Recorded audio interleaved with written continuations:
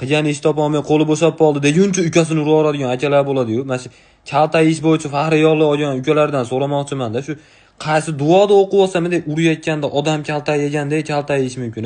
Meni kalta yeyotganimni ko'rgan itlarchi bunday qarab, yaxshi ham odam bo'lib tug'ilib olmaganman deydi-da, to'g'risi bu.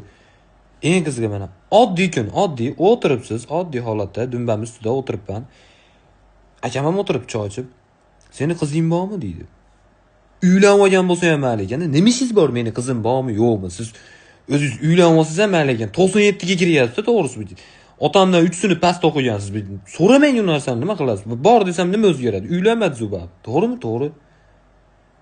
Eng qizig'i siz Realchi akangiz Barsa cho'p bo'lsa ham g'alati bo'ladi, bilasizlar? Real yutsa ham, yutsa ham El Clasico'da babi kaltaysiz. Lekin Real yutdi, atay ko'rmayman deb uxlab yotibman, futbolkamdan tortib turgizyapti. Ustoyi ancha futbolkadan tortishga.